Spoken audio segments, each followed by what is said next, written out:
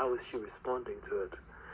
And that first sentence of the book, you know, it is, of course, impossible to be certain.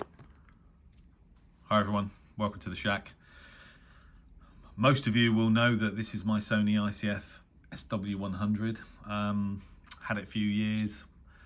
Used to take it out on the expeditions a lot. I'm pretty sure I bought it from eBay. I can't remember how much I paid for it.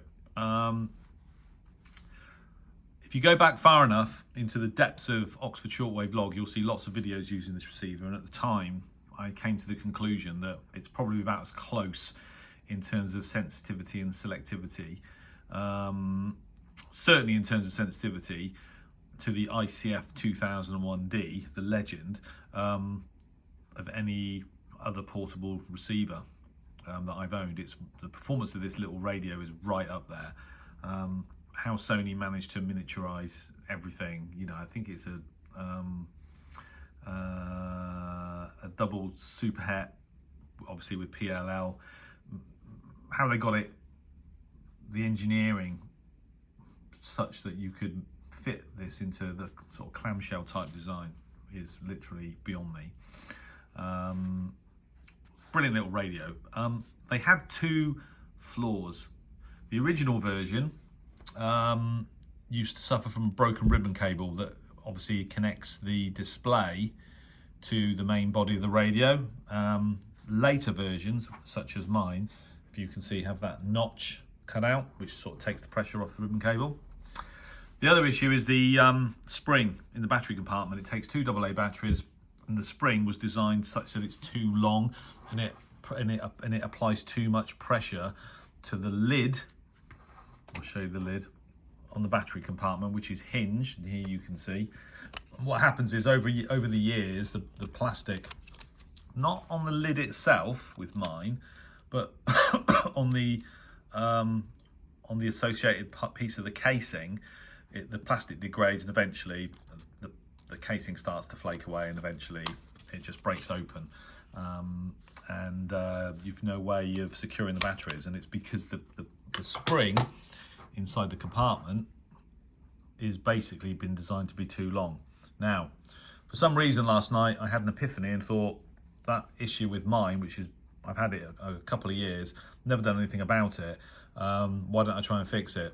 So there's basically 4 screws holding the rear cover off, holding the rear cover on, sorry, and you unscrew them and basically remove this part. Now, what you're supposed to do is it kind of snaps together. So when you remove the case, what you're supposed to have left is the entire radio in one piece.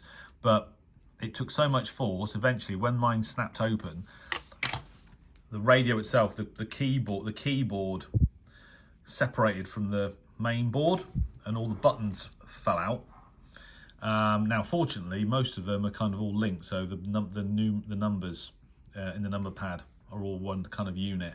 But it was very, very difficult to get them all back in. The key protect button, and if you can see that, the label edit button there was separate and not very well attached. But I managed to get it all back together once I'd snipped the excess piece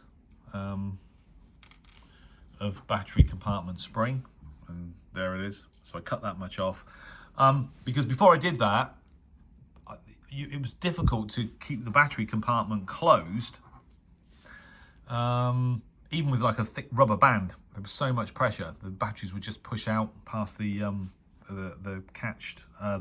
hinged catch. So once I'd got all the buttons in place, it was then very difficult to keep it all together. So I've literally had to tape it all together temporarily. I'm powering the radio without the contacts on the back of the case by I'm just using a crocodile clip, just so as I can show you the thing actually working.